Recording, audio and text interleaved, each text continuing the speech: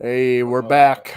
Hey, we are back. Welcome to another episode of Twitching UpStream, which is my favorite show that comes out on Tuesdays because Disney Plus only uploads their stuff on Wednesdays. So I got nothing to do Wednesdays. But anyway, welcome to our show. If you know us, we are Some Nobodies. My name is Zach. This is Dylan over here. Over that way, I guess. Yeah, and we are content creators. We like to make a bunch of weird stuff. We make podcasts. We make weird videos. We make internet TV shows. We make some mistakes, and then we go back and fix them in post. But anyway, yeah. So what we do on our regular show, Talking UpStream, we find some of our favorite creators, and we sit down with them, and we chat with them, and find out why they do what they do, how they do what they do, motivations, etc., etc. We have 50 some episodes of that on our YouTube channel, so please go check those out if you're into content creating and me stumbling through a bunch of weird questions. What we decided to do is instead of just constantly making up new stuff, we would have another show where we would focus on one of the projects and really just dive deep into it and figure out how to take it from a stupid concept that you would pitch to somebody and turn it into something that you can do or listen to or draw. But before we get going, Dylan, my friend, how are you, sir? I'm fine. I'm tired. Tired? Yeah. Tired of what? My body is low on energy. Oh, just physically tired. Yes, I am physically tired. It wasn't like a sick and tired kind of thing. I don't think so. No. How are you? I'm doing fine. Today I'm doing fine. Yesterday, fine. Tomorrow, who knows? Honestly, who knows? But if you're in the comments, if you're watching this anywhere, feel free to just throw something in the comments. We like to engage with people, which is why we're putting this on Twitch. So if you're paying attention, or if you want to listen to the stupid stuff we got to say, or how we answer questions, shoot them along. Now I had this kind of bit that I was going to work on today, and then it kind of got away with me, away from me, I guess I should say. It was pretty extensive, and I'm not sure why I only gave myself an hour to do it. But what I wanted to do was I wanted to go through and find 1-star reviews of MCU movies and see if you could figure out what these movies are. Cool. I'm into it. Yeah. Now it took me a while. I did get a couple, so I'm going to try to do this as I go. Just to see if I could figure this out. But yeah, so 1-star reviews. Let's see. Here's one that I wanted to work on with you, if that's okay. Yeah, of course. Okay. 1-star review.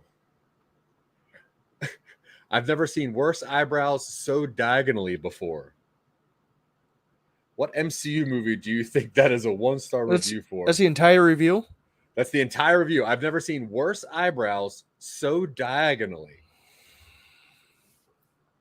And I was like, that might be kind of obscure unless you know things about movies that Dylan and I pay attention to. It sounds like a Star Trek movie because all I can think of are like the aliens in Star Trek, like Spock's eyebrows and shit like that. Yeah. Now, think about things that we do not like in movies and think about those things diagonally. It's a long list. Come on. Doctor Strange. No. Literally diagonal. Dutch angles. Diagonally is strange. Thor 1. Thor 1. Terrible eyebrows, Dutch angles. He does have the blonde eyebrows in there. He does, yeah. Yeah. Yikes. Okay, let's see. Another one that I have. Okay, 1 star. Watching this makes me regret every life decision ever made and hope the suffering will end. However, the dialogue is weirdly written and I hate it so much. The CGI fights have zero tension, and I will say There's so little I can enjoy in this film. I really remember certain scenes where Tony acts like a douche because, for a reason I can't remember, his veins are black. Oh, it's Iron Man 2. Iron Man 2. Yeah, good Yeah. job. Yeah, I read that. I was like, yeah, why were his veins black? Blood poisoning from the whatever the hell you call it. The palladium or whatever. Yeah, and then he had to make a new element. Yeah, just in his garage. Now a lot of these were pretty boring reviews. It's like Sure. this sucks, this sucks, this sucks. Mhm. So it was kind of hard to find like funny ones, you know. Yeah. Let's see, another one I have. I watched this by accident because I thought Natasha Romanoff was going to be in this film. It was so awful, I almost quit watching it. But for some reason, I decided to finish it since Google said Natasha was in it. I would have gotten 1.5 stars, but I took the 0.5 off for false advertising. Thought Natasha was in it because of marketing. Mm-hmm. I mean, Iron Man 3? That is actually Iron Man 1. Oh, interesting. I don't know if Black Widow had been cast back then. Oh, she wasn't. No. Yeah, okay. And that was their main complaint, was that for some reason it said that it was in there. All right, let's see. Okay. 1-star review. It's hard because a lot of them just like have the name of the movie in it. Yeah. Let's see. Okay. 1 star. Complete ass. Waste of time, honestly. The villain is evil and wants to become a super soldier for the reason of just because. The main character has all these extreme awkward scenes where he acts like a complete freak. This movie is extremely shippable. The only reason it isn't half a star is because I thought it was slightly endearing how bad it was. Shippable. Okay. Yeah, shippable. That was a weird. I don't think I read that. It means there are characters inside that you can like fanfic pair together in like a relationship fic. Yeah. Yeah. So it's fickable, and I missed most of the first because we have an interesting comment in the chat right here. Oh, sorry, I wasn't paying attention. No, you're fine. All right. Let's see. Some Nobodies. You're lucky today. Our team gives you a promo code for 10 viewers on a whole day. Come visit us, Viewers Pro, and we'll take you to the top of the Olympus on Twitch. We'll provide you with viewers and subscribers on YouTube, TikTok, Instagram, and more. Have a good broadcast at Some Nobodies. Tired of advertising? We will help. Yeah, really want to thank Chihuahuacos.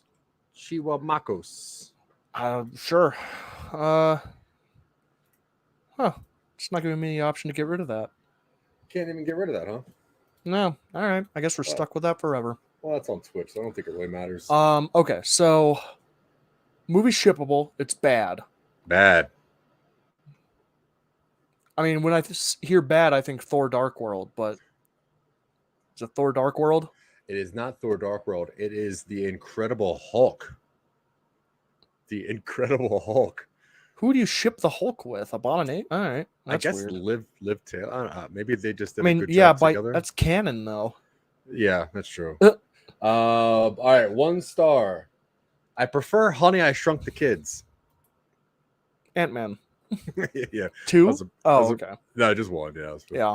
All right. So if you like this, Dylan, then I will work on this longer and try to get this going. Because at first I'm like, oh, this will be funny, and I'm like, wait, there's like 30 movies in the MCU now, and I really thought that you might get a kick out of that. It's pretty fun. Yeah. All right, cool. All right, so I'll work on that. So next week we'll do one more another version of 1-star reviews and see what we can figure out, make that into a bit.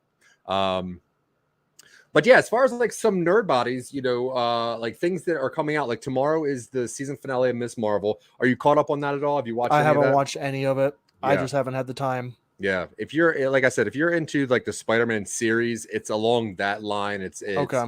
A little bit younger, a little more quirky. Really paying attention to like the editing and stuff. It is fun. It's a fun watch. Not big stakes, really.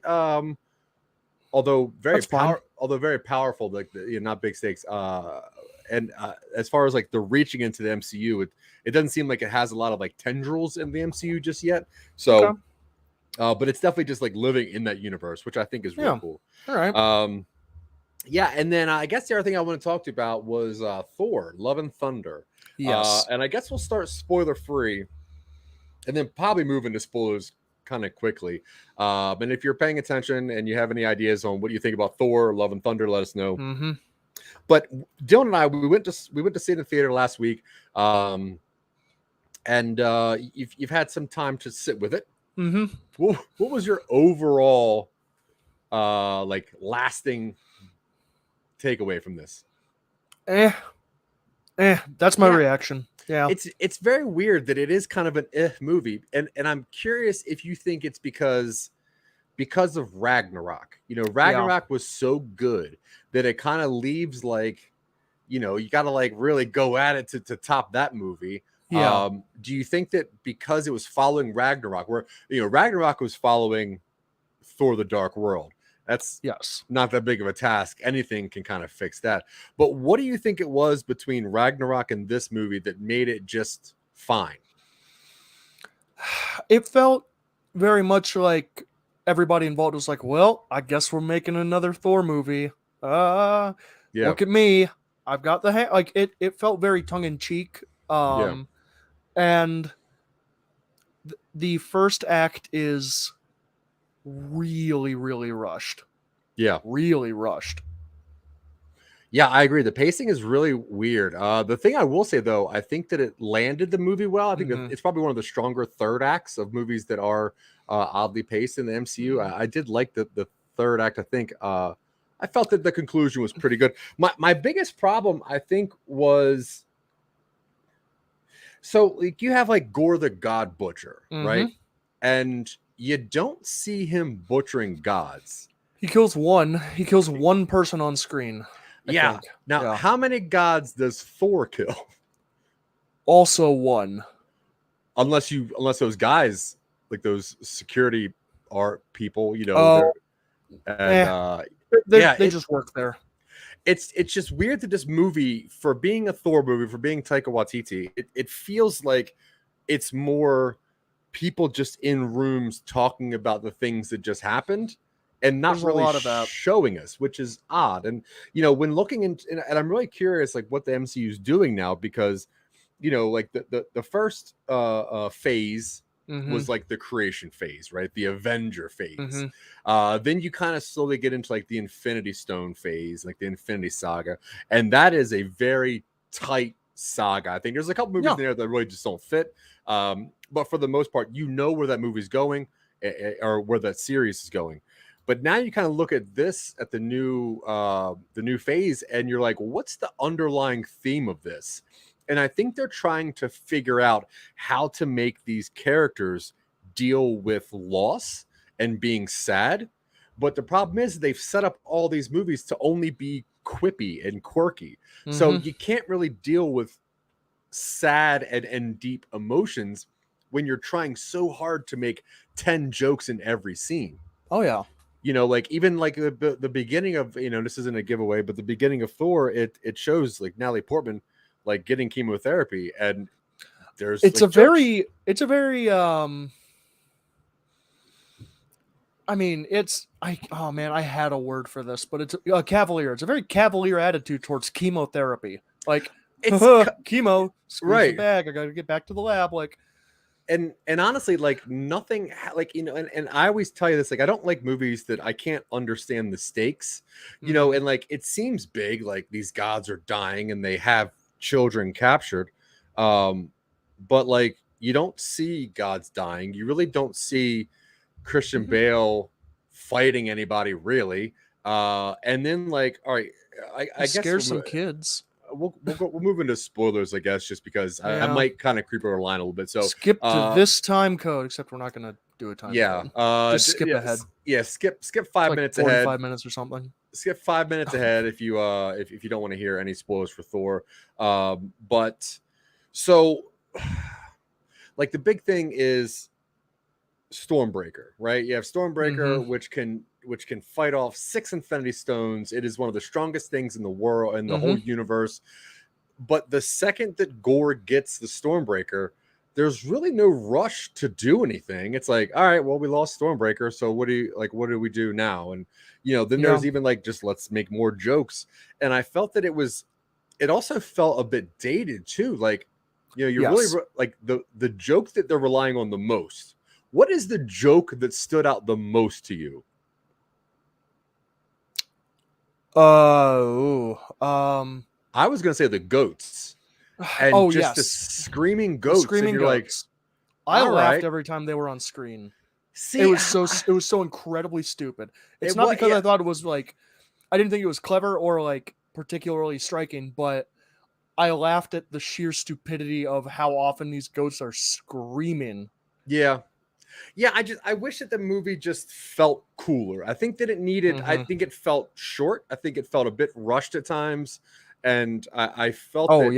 It needed some weight to it. Like, I think that the reason that some Captain America movies are so good, and some of the other movies are so good, because not every character is the funny one. So then when they make a joke, it's like, oh, I didn't expect that. But when every single character is the funny one, it's like, okay, I get it. Like, now you're just trying to outdo each other, and it felt improv at times, and it's like, yeah, okay, let's come on. Like, I don't care about this. They're talking about like eating children. They're talking, children are being slaughtered and gods are being slaughtered. And there's even the whole thing where it's like, we don't care about that because each god is, and it's almost like a contest where each god can find out who can make more who can make more mortals sacrifice themselves. Yeah. And it's like, okay, you're almost touching interesting things, And even when you try to explain this movie to people, it sounds interesting. But none of it was like, Christian Bale. It's very like, we're on plot point, next plot point, joke, plot point, joke, next plot point, action scene kind of. And it's odd because Taika can do funny and serious. Like, you watch Jojo Rabbit, you watch Boy, you watch any of his other movies, and you're like, yeah, you put good humor in here and you can mix it well with emotions. I mean, if you want to go watch a Taika Waititi film about a kid kind of lost and the adults who have to look out for him, watch Hunt for the Wilder People. Like, yeah, that movie is funny and it's heartfelt, and it's all very clearly like a sincere story being told. And then watching Thor, it's like, I mean, also, and nothing's going to happen to those kids or those characters in Thor. Like, there's no stakes. And yeah, I think you said dated earlier. It's very formulaic. Like, it's very Marvel formula where, like, we introduce a one movie villain. He does something bad. Title credits. We show an action scene for the main character. Cameos from other characters. Goes to home base. Meet other characters. Love interest. Challenge. Initial fight scene. Bad thing happens. Like, it and then, I mean, we get to the final fight, and I'm like, is this the end of this movie? Yep. Like, I don't know. It was weird. Yeah. And I mean, like, Christian Bale does an amazing job, like an amazing performance by him. And I like, the thing, I was like, man, I wish I had more gore. I wanted more Christian Bale. I wanted to see him doing, like, you see one dead god, and that's in the commercials. You see him kill a god, which is the very, very beginning of the movie. And then you just kind of hear about some shit later on. And it's like, oh, okay, like, sure. And then, like, you see him with scars later on. You're like, well, I wonder what the hell's happening to you, Yeah. And then it finds out that there was like so many deleted scenes. Like, there was a scene apparently with Jeff Goldblum as the Grandmaster, and Gore, I think, killed him. There was a scene with even Lena Headey from Game of Thrones, and the only reason I know that she was in there was because her management company is suing her because apparently she was in this movie, and then they got that role cut out. And then you like hear about some like deleted scenes, like Gore apparently was cutting his own tattoos off, and that's why he has those scars. And you're like, well, I would like to see that. Yeah, that seems cool. But it just seems like they were so interested in making the jokes and making sure Korg is in it. And you're like, all right, dude, shut up, And I'm really upset with There was a couple like surprises, right? Like Shang-Chi. I think was a surprise in this new phase. Obviously, Spider-Man's great. But do you think that it's superhero fatigue, or do you think it's just kind of lazy writing now? I wonder if it's just Taika being like, I want to avoid being part of the machine, and so I'm just going to kind of phone this in, which I suppose it's its own type of fatigue. Do you think that they kind of started? Do you think they started the end and then had to work their way back? Like, it's like, look, we just need Thor to have a kid. I don't even know if it's that. I mean, because they're doing a very good job of setting up young Avengers, right? There's a kid Loki that showed up in Loki, obviously Miss Marvel. There's a younger Hawkeye. There's going to be a younger Ant-Man. There's, I guess, even a younger, Tony Stark. They're going to bring up Ironheart soon. And because Chadwick, passed, they're going to make Shuri the Black Panther. So they're doing this thing. And, even like Wanda's kids, like those two, Billy and Tommy. So they're setting up like this young Avengers thing. And I think that that's what they're doing, is they're trying to get to the next thing. But if you think about it, that's all Marvel's ever done. It's just a commercial for the next thing. It's the longest TV. It's the most expensive TV show in the world. Yeah. Well, I guess I just did not like the last episode. No, it was kind of bland and and I said to you when I left, I was like, look, I love MCU movies and I watch almost every movie probably 3 or 4 times, but I just was not excited to rewatch this yet, and that's a bad thing because when I left Ragnarok, I'm like, I want to see this right now. I gotta rewatch all this. This was really cool. So I don't know, and I know Taika can do a good job. Like when you watch Ragnarok, and one of the coolest scenes in that is Odin when he's sitting there talking to his 2 sons. And he tells that big story and then he turns to dust. Like in the original version of that, he was a homeless man and like Thor and Loki found him. There was a whole bunch of jokes before he died. And apparently Taika took it out because like that scene didn't need humor. Yeah. There wasn't a point in that. But I guess all they really want to do is either find a reason for Thor to give a shit to set Thor up as the next Odin, because now it's like, well, he adopted the kid of his enemy. That's an Odin move, I guess. Yeah. Or just, we want to see Dad Thor. It's kind of a lazy move, though. It is. And that's what I'm saying. Like, it's upsetting because you have so much talent, and at the end of the day, it's like, all right, this movie is going to make $1 billion. And it was just a throwaway. Yeah. And it's almost like planned obsolescence with electronics where no one really cares. Like, let's just get that initial money and move on to the next thing. And they also do that stupid thing at the post-credit where they introduce a new character in a post-credit for no real reason. The meme is real where it's like Marvel Bros will sit through 15 minutes of credits only for some character to show up and be like, hey, I'm Gorlak, and then the movie's over. Yeah, that's literally how Doctor Strange like. It's like, hey, I'm Charlize Theron. This movie, it's like, hey, I'm Hercules. But here's the thing here's what I'm hoping, right? Here's a way that you can get Zach Wiseman back and be a fan forever. Now, there's a lot of Disney live action remakes going on, right? The Lion King, Aladdin, Beauty and the Beast, and they're all doing very well.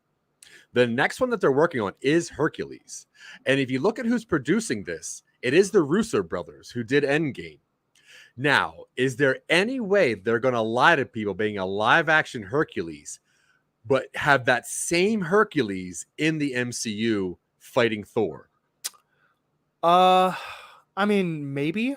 That's a pretty bold move, but they can do whatever they want now and justify it in universe. I think it would be a solid move. Yeah.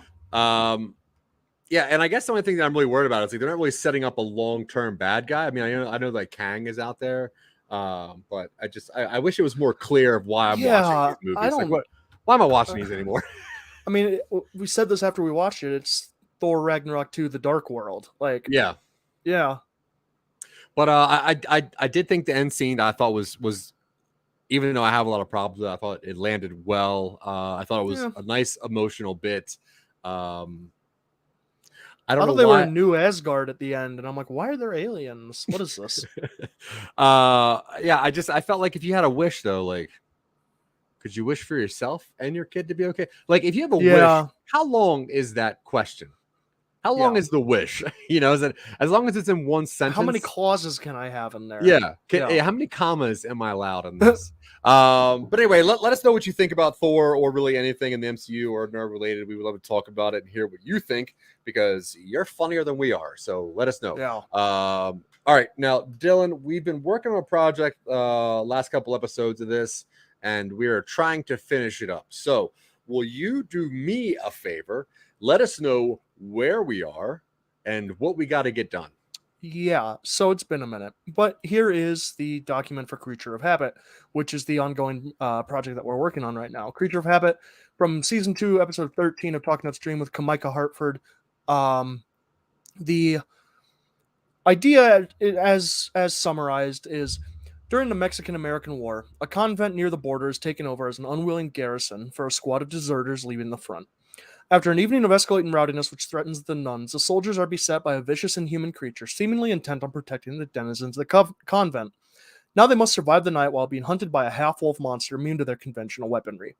Along the way, they find out this might not be the first time this fate has befallen visitors to this particular convent, Creature of Habit. The joke, of course, being that a werewolf, a creature, is in a nun outfit, which is called a habit. Hilarious. We have a rough storyline set out. And I mean, the thing about this, it's a super basic story, so we didn't need to come up with a whole lot of it. But pretty much, like, one group shows up, the nuns are like, hey, you shouldn't stay here, but you're going to make us let you. And they go, yeah, we are. So they do. In the morning, they find that a few people are mutilated. There's a storm rolling in. Another group shows up from the rivals. Nuns are like, hey, we're going to have to enforce some kind of peace because this is can't do this, They're, they don't want to be there, but it's because of the werewolves, not the soldiers, so, etc. Then eventually, after a night of violence and mutilation, a third group, very small, serving the actual army, shows up. They see deserters from their side freak out, but because the nuns are trying to enforce no violence, they're going to be like, we'll respect you, women of God. A whole bunch of them get murdered overnight. Found outside, no evidence as to who did it, but it looks like a monster or an animal or a beast of some sort shoot them up. Tensions rise. Massacre occurs because a bunch of the nuns start to turn into werewolves. The bullets and knives are ineffective. One of the soldiers runs off into the night. Maybe the werewolves get recruited to war. That was an ending idea we had early on. I didn't delete. Yeah. But the convent is downhill from an old silver mine, so the residue in the water helps them control their transformations, which is caused because they're not actually nuns. They are the cursed descendants of the wives of the conquistadors suffering from an ancient Aztec curse to act as beasts under the full moon because they murder their husbands. Oh, okay. Way back when. The convent's remote. Maybe they have an oath of some sort. There was a sympathetic soldier. He gets turned into a werewolf to help them out. It's cool. He helps them out a bit. One of the soldiers that escapes early on comes back with like a religious faction of the soldiers, or at least one of the priests who's like, I know what these stories mean. I'll be able to take care of it because he has like a werewolf killing kid or something. Maybe he's a descendant of the conquistadors as well who weren't cursed. We don't know yet. Ultimately, that group shows up. There might be a little bit of a fight, but they set up the sympathetic soldier turned werewolf to take the fall, so that way they leave. They're like, oh, we got the beast. We don't believe that women of God can be werewolves, no matter what this guy is crying out hysterically as we take him away in silver chains.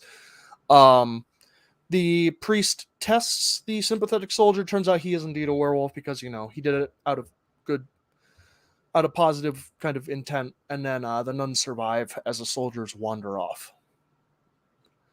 I think that's what we had. We had some characters figured out. We had the Mother Superior. She's a technical authority figure, but she's meek. And rocking. We have the social authority figure. They're the one that everybody kind of looks to for confirmation.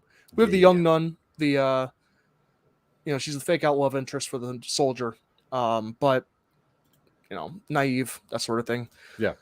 We have the right-hand woman of the social authority figure, does the hard stuff, is willing to get violent. Maybe she's the first one to wolf out. And we have Temper Nun. She gets riled up and likes killing when she's a werewolf. In the soldiers, we've got, in the first group of soldiers, we've got the sympathetic one who survives, the young guy. He's the one who gets turned over at the end. We have the authority figure. He's mean but competent, and he generally does a pretty good job. Second bunch of soldiers, one of them escapes a convent, comes back with a third group, maybe a fake out protagonist. We'll see. Then we have a third bunch of soldiers, one who's informed about how to kill werewolves. Maybe he's a priest of an old Catholic sect that's like, I know how to deal with these monsters.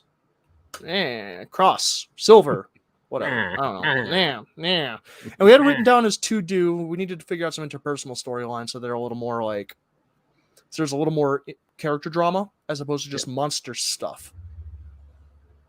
Yeah. All right. So to do, figure out a solid ending, work on characters. We kind of got some characters on. All right. So the ending. Okay. So, we interview a lot of people and we try to figure out from them, like, hey, where do you go when you, blah, blah, blah. And there's a lot of people that say, figure out your ending first, figure out your characters first. I think that we have a pretty solid grasp on our characters here. And I think so far that the story, if we had to sum the story up, like in a pitch, right, it would be like, what if waves of random soldiers try to overcome a convent and the nuns were werewolves? Yeah, pretty much. Right? So how does that movie end? It ends with the soldier, we figured out the nuns kind of like give over the sympathetic soldier as a sacrifice to get the religious zealot off of their tail, so to speak. All right, cool. Do you like that? I like it. I think it was kind of like the puzzle piece that we came up with last time. So like somebody, I think I just have to remember it. Okay. I think that's where I'm at. Yeah. I've had a weird couple weeks. Yeah. No, that's fine. So there's a convent that's on the border of something and something, and there's wars going on. Yeah. Right. And soldiers come there for shelter. First group comes, they most likely all get slaughtered except for one. Yeah. Second group comes, they all get slaughtered. Right. Or third group comes with the person from the first group. Now, are they running from something, or they're just trying to get out of the war? They might be looking for the deserters. Oh, okay. Oh, that's a good idea. Now, you said that it was a sacrifice to get the zealots off their back. Yes. What? I don't remember any of that. So the idea was that one of the members of this third group is a member of an old Catholic sect of priests that knows what werewolves are. Yep. And him showing up at the convent threatens all of them. Mm-hmm. Because he is in a group looking for the deserters, and because they turned one of the deserters into a werewolf, they hand him over to the priest as a way of saying, like, look, you were right. There was a werewolf in the number of the deserters. It's definitely not us. Yeah, that's a good ending. Yeah. And then the sympathetic soldier's like, wait, what? I thought we were cool. And they're all like, yeah, I mean, we were, but, we've been maintaining this charade for a few hundred years, so we got to keep doing it. Ooh, charade. Nice. You're so cultured. I always forget that. Nah. Okay, cool. So what do you think that we should work on in this thing? Because, that's a pretty good ending, I think. And I think that this story is pretty, like, simplistic enough where a lot of it would kind of come down to, what do these werewolves look like? What are some of these internal, like these individual scenes, right? Like the kind of throwaway scenes to build suspense and horror. But is there any part of the story that we're missing? I mean, I think you're right in that we need some kind of like just character building scenes. We need some interpersonal drama. Like, we need a way to make this guy sympathetic. We need a way to have the nuns think that he's on their side. We need to set up why he might not be a great member of these deserter groups or great at the war. That sort of thing. Yeah. So I'm assuming that the person who gets freed first, they let him go because they either feel bad for him or they want him to tell their story, right? Like it's not an accident that he gets away. Oh, no, I think it's an accident. Like, oh, okay. So I think he escapes into the storm. Yeah. Okay, cool. Now, interpersonally, what's going on in these nun wolf lives? Because there's a one wolf who's like in charge of the religious part of it, but not the alpha wolf. Yeah, I think that's kind of cool. Yeah, we definitely set up like a a power struggle, or at least like respect conflict between these two nuns. Now, do you think there's any kind of like one of the questions from one of the nuns is whether they should involve in the war because they are so powerful, and if they are trying to help, like maybe the alpha wolf wants to involve themselves in the war, whereas the head is like, no, we just gotta. This isn't our war. You know, we're here for safety and security, kind of thing. Yeah, no, I like that. Because, like, say when the first group of guys gets there, if those group of soldiers is good, right, then like the alpha wolf would be like, see, we got to help them out. And if they're bad, obviously, then it's like, see, we should not help them. Nobody's good in this. And I think that could kind of motivate like an internal fight.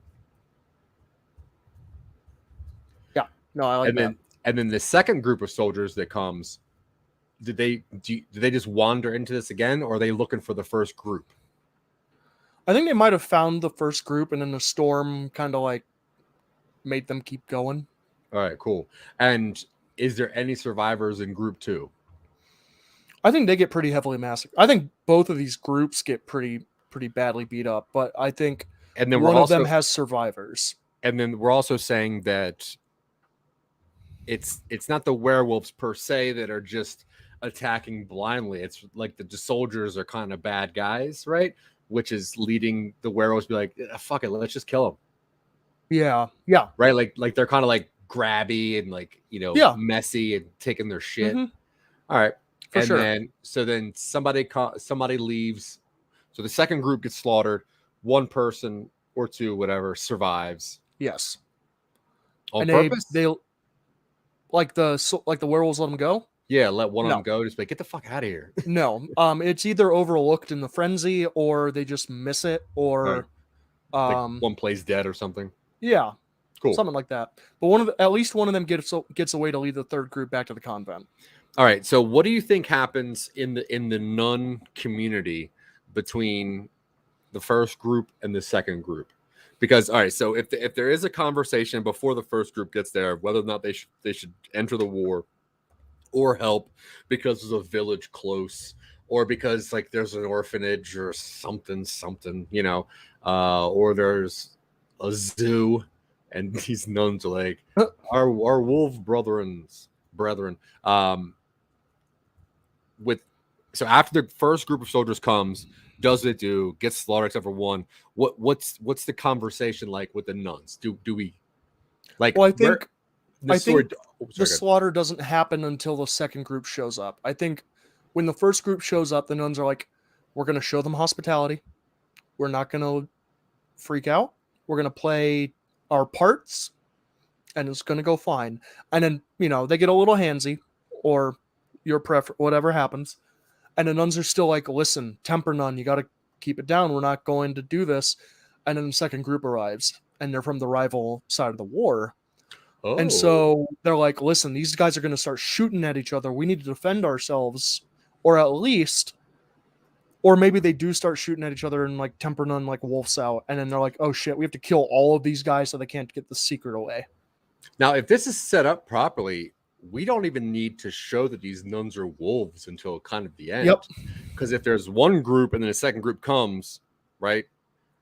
When the third group shows up, there could just be slaughtered bodies everywhere and be like, what the fuck happened to these guys? Like, what is going on? And that's when you find out later that they're wolves and just ripping people apart. All right. Well, I think that's cool. All right. So group 1's there for a little bit. Nuns aren't happy. Group 2 shows up. Shit goes down. Yes.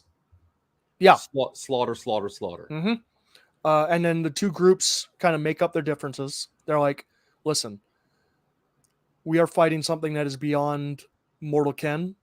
So we need to at least barricade ourselves in this pantry, or wherever they barricade themselves, and figure out a way to get out of the monastery. And then we follow them as the main characters and fake it out a little bit.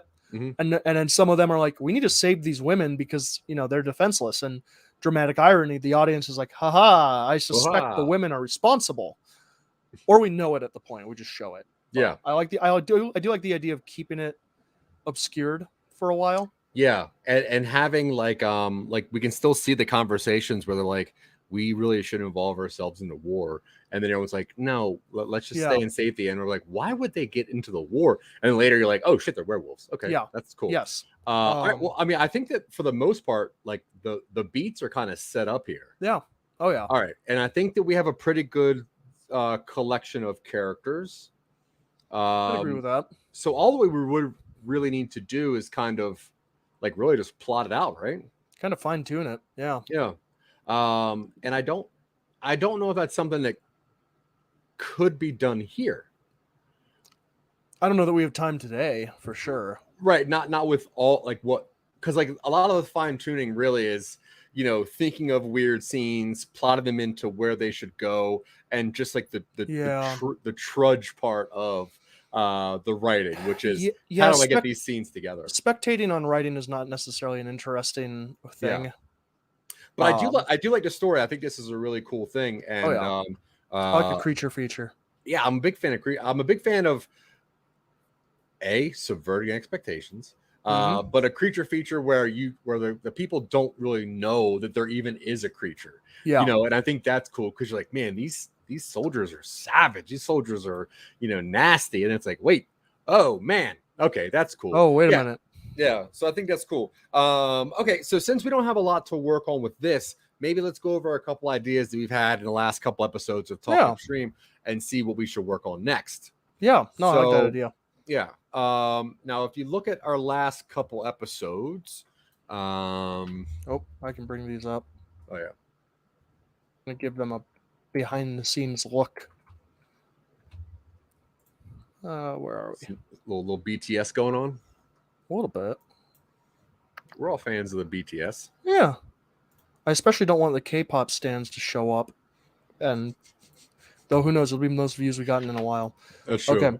Oh wait, I can't. I don't know. I can't make this any bigger because this document's almost 100 pages long. Oh.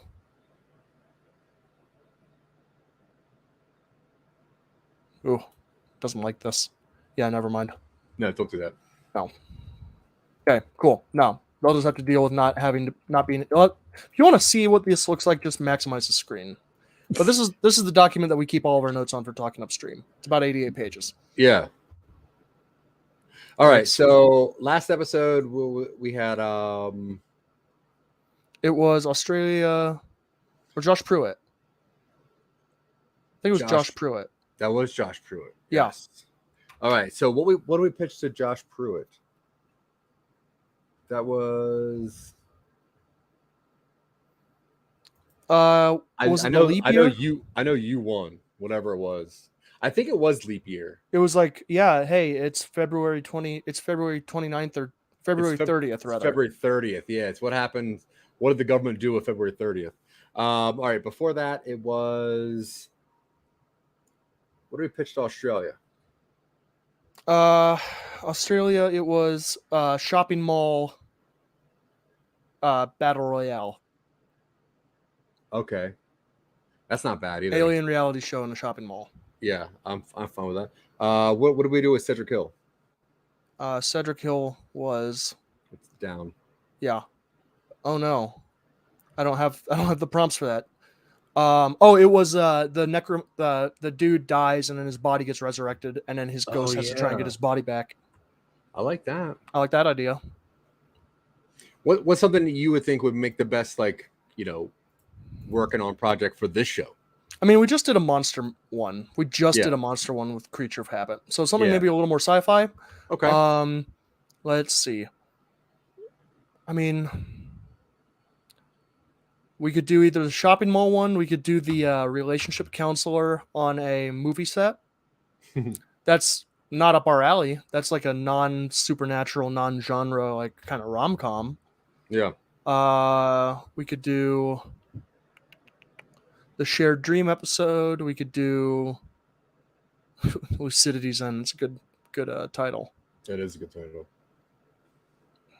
I don't know. What are you feeling as far as like what do you want to cover here? You got Alzheimer's serial killer. I don't know. I think something with like a fair amount of characters to it and something that we can really just spitball some dumb ideas. I think that's probably the best for this kind of thing. Got Monster in the Well gives people powers. I mean, that's not bad. Got Other Earth, where it's the Earth prison. Also not bad. Good. I mean, sci-fi. that one gives us a lot of character options. Yeah. All right. Well, let's work on that then. Okay. Cool. Okay. So find out which episode that was. Yeah. So there was another Earth that we found. Like it was was it the one where some celestial body kind of comes in from deep space and falls into our orbit, and it turns out that they grab the right amount of gases from Jupiter and the right amount of ring shit from Saturn, and it's habitable. It was. Oh, was that Don Thacker? It sure was. We didn't get a whole lot of work done on the idea, but yeah, that was a Don Thacker episode. Yeah, that was a good episode. Cool. And I think also a different episode too. Oh, maybe. I don't know why I think that. I don't know. I feel like I remember talking about that with somebody else, but I think you brought it up. I probably brought it up. I don't remember what it was. I do that. I bring up stuff. Yeah. All right, so let's start a new doc. Okay, cool. Let me get that going right now. What are we calling this thing? We're gonna call this what do you like heavenly bodies or earthish, gravity's shackles, orbital despair, around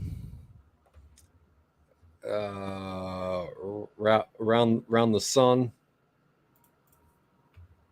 I don't know. Let's work on what the story is first for me. All right. So I know the basic premise was that there was another planetary thing, right?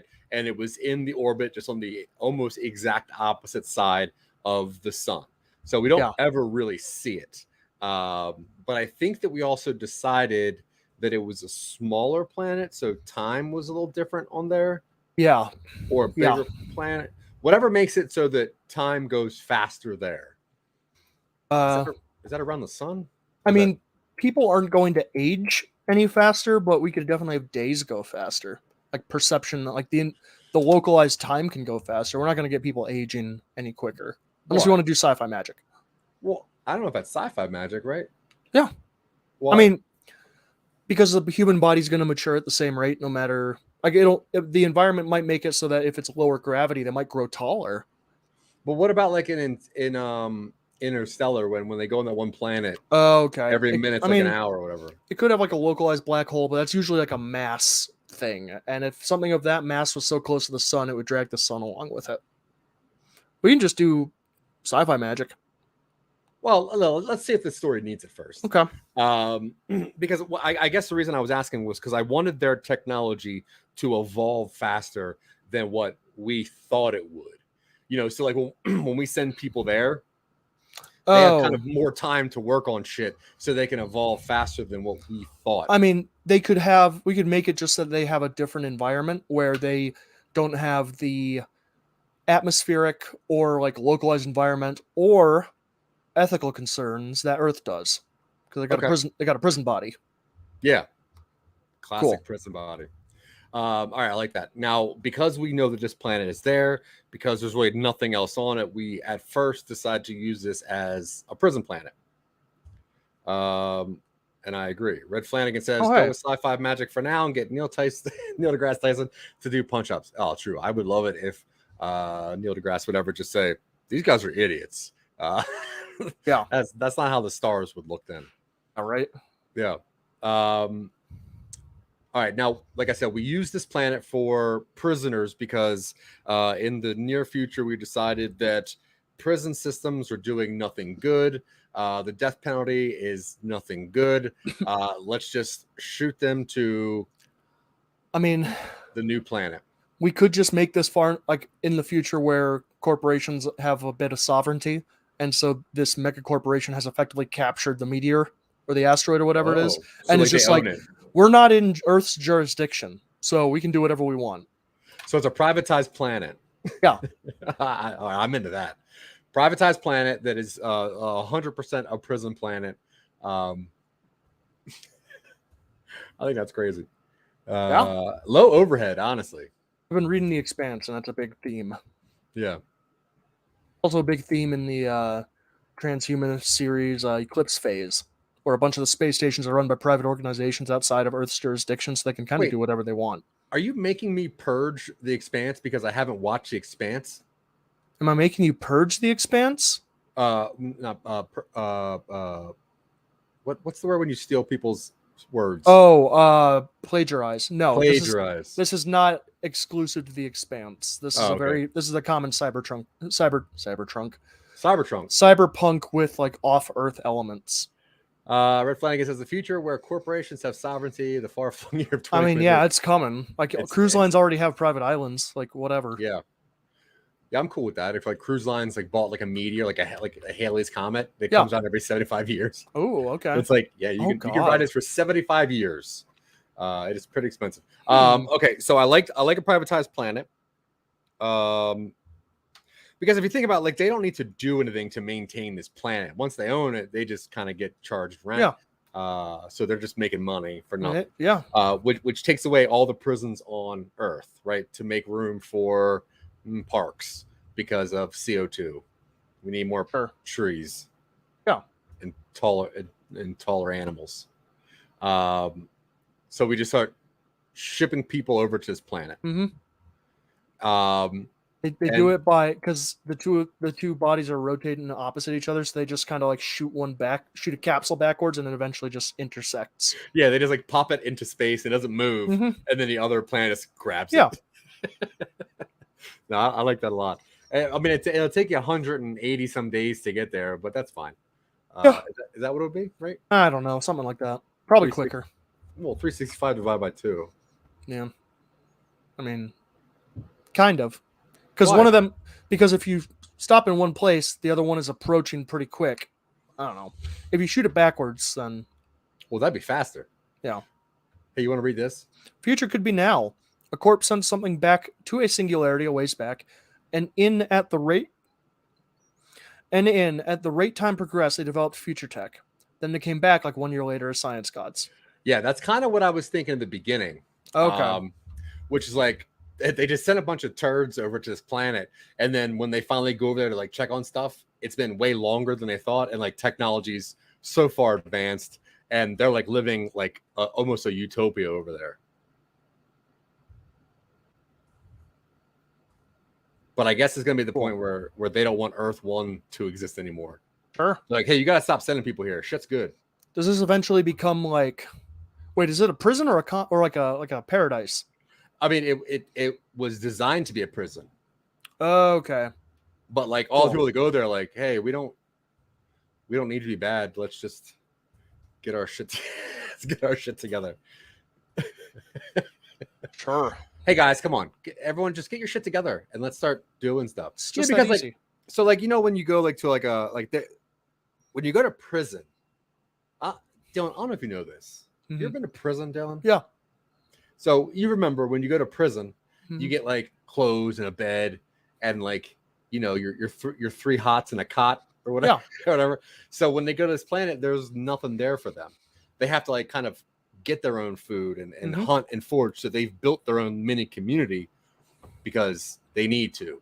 So even though like Earth 1 thinks that whatever this place is called is a prison, over there really, shit's going okay. Do you not like that? No, I do. I didn't think this had life on it. Well, I mean, we're sending life to it. Well, right, but if they're hunting and stuff... Oh, and they're hunting plants. There are plants on the asteroid? Or is this a full-on, like... if humans can live there, dude, plants got to be able to live there. I guess I assumed it was like a habitat. Like they built it out and have like a human-made like station. Like there's bubbles? Yeah.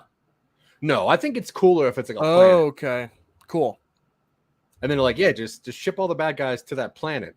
And when they get there, they go, oh wait, what is, and it's like Survivor. And there could be dinosaurs on it. Yeah, sure. I'm into dinosaurs. Wait, Red Flanagan says, one dude on a space prison, read Marx in Canton Library, overthrew the system into the Utopian Collective. Now they're back to sell a score. Yeah. Equitably. I think that's funny. Like they bring like a couple books, right? No movies, and they just have like they gotta work together. And I think because honestly, if there is like a purpose to prison, it would be like rehabilitation, teaching people proper skills, anger management, and that's what it should be, at least. Get back into society and do your thing. So let's just say that this prison planet works, and people are like, why hunt each other? We got plants to crops to plant.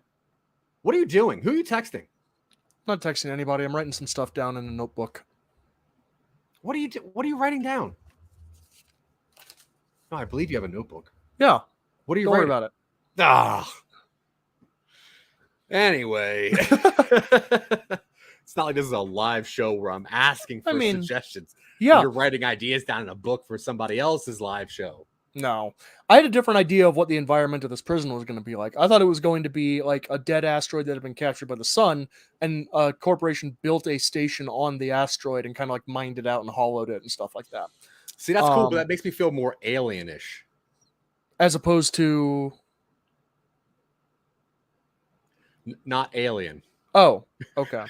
As opposed to something else. I don't know. Okay.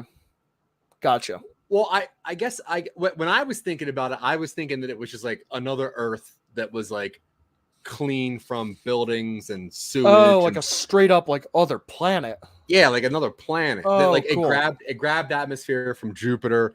It grabbed liquid from Mars somehow. It just happened to do all the right stuff to make another planet. And then this one, an Amazon bought the planet, and it's like Planamazon. I mean, if we want to make it kind of like that, it can just scoot close enough to Earth to steal a bunch of shit from Earth by gravity, and then everybody on Earth is like, oh no, but the mega corporation's like, not everybody can come here. Oh, that's kind of cool. Like, it's just kind of pulling some of the water away from Earth. Yeah. Oh, that's crazy. So, like, if you were to look at it like two circles, like next to each other, like kind of like a thin, like a bridge in between them of like atmosphere, but you can't live on the outer ends. Sure. That's crazy. So you have to like just keep living. You have to keep rotating yourself around the Earth to be in the livable spot. Yeah. Every once a year or so, the two planets get really close, and the new one steals some stuff from Earth. Okay. Yeah, that's cool. I don't know if we have the same idea as each other. I don't think so, but that's okay. We can spin this off into something. I'm just seeing two planets in space that are close enough where like the gravitational force works on the same stuff on both planets. Yeah. So there's like this weird bridge of atmosphere and water. Yeah. No, yeah. But on the ends, on this end, there's nothing. Yeah, it's too barren because all the gravity is weird. Right. But because the Earths are spinning, that means that it's nonstop tsunamis, and you have to live in the good spot. I mean, that just sounds uninhabitable, but it sounds really cool. That seems crazy. Red Planet says, evil corp plan. They sent a prison pop to a livable planet, but calculated to be the size of which collapsed after setting infrastructure, leaving the stage set for. So yeah, that's cool too. All right, let's get kind of like a. All right, let's kind of firm down one of these ideas and then set it up for next time. Which one of these do you like the most? I like either. I mean, honestly, I kind of like it's another planet. We can justify it by saying it's just frozen from space and its proximity to the sun thaws it out. Yes. I mean, we can do that one. But I do like the idea that every once in a while it does steal stuff from Earth, so there's a sense of urgency about leaving Earth for this other planet. Cool. I'm into that.